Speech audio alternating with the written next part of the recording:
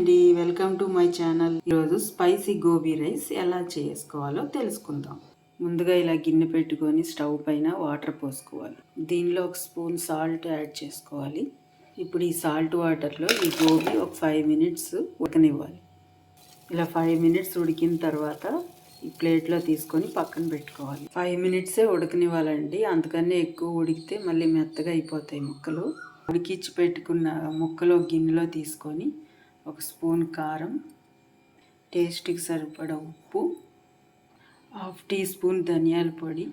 మనం ఈ మెజర్మెంట్తో క్యాలీఫ్లవర్ తీసుకున్నాం కదా, ఈ మెజర్మెంట్కి ఈ స్పూను మైదా కలుపుకోవాలి. అలాగే ఒక స్పూను కారం పౌడర్ కలుపుకోవాలి, మొక్కజొన్న పిండి, అలాగే 1/2 టీ స్పూన్ బియ్యం పిండి. బియ్యం పిండి వేసుకోవటం వల్ల క్రిస్పీగా వస్తాయండి, అందుకే యాడ్ చేస్తున్నాను.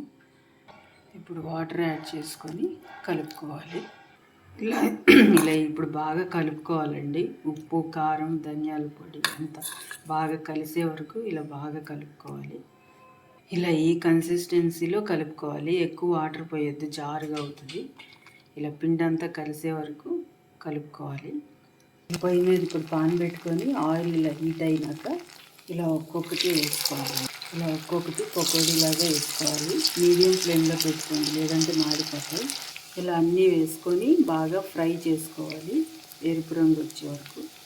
ఇలా ఈ కలర్లో వచ్చినాయి కదా, ఇప్పుడు ఇవన్నీ పక్కన ప్లేట్లో తీసుకొని పెట్టుకుందాం. ఇలా ఈ కలర్లో రావాలండి.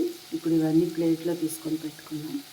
ఇప్పుడు ఇంకో పాన్ తీసుకొని ఇలా ఆయిల్ వేడైనాక సన్నగా తరిగి పెట్టుకున్న ఉల్లిపాయలు, పచ్చిమిరపకాయలు వేసుకోవాలి. ఇవి వేసుకొని బాగా ఫ్రై చేసుకోవాలండి, ఎర్రగా అయ్యారు. ఇలా వేగిన తర్వాత సన్నగా తరిగి పెట్టుకున్న బీన్స్ ముక్కలు వేయాలి. ఇప్పుడు ఒక టమాటా, 4 పచ్చిమిరకాయలు, ఇలా 4 రెబ్బలు వెల్లుల్లిపాయలు, కాస్త అల్లం వేసి మెత్తగా మిక్సీ వేసుకోవాలి.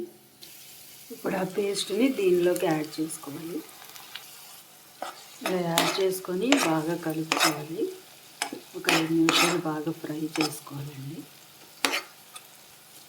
ఇప్పుడు దీనిలోకి ఒక స్పూన్ కారం, ఒక స్పూన్ ధనియాల పొడి, టేస్ట్కి సరిపడా ఉప్పు యాడ్ చేసుకొని ఇలా బాగా కలుపుకోవాలి, అంతా బాగా కలిసే వరకు.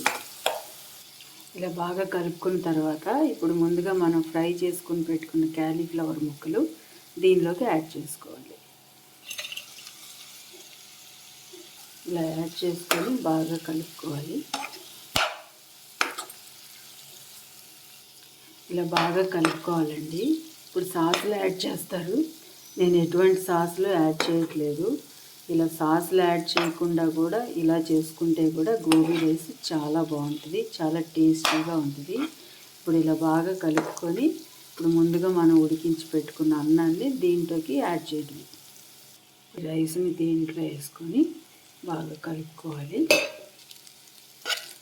ఇలా బాగా కలుపుకోవాలండి, అంతా కలిసిపోయేలాగా.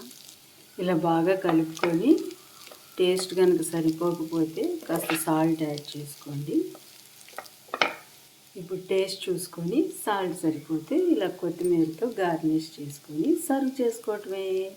అంతే, సింపుల్గా గోబీ రైస్ రెడీ. ఇలా ప్లేట్లోకి తీసుకొని సర్వ్ చేసుకోవటమే. లుకింగ్ యమ్మీ కదా, లుకింగే కాదు టేస్ట్ కూడా చాలా బాగుంటుందండి.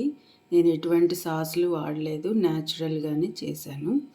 నచ్చితే మీరు కూడా ట్రై చేసి ఎలా ఉందో కామెంట్ చేయండి. అలాగే లైక్ చేయండి, షేర్ చేయండి, సబ్స్క్రైబ్ చేసుకోండి.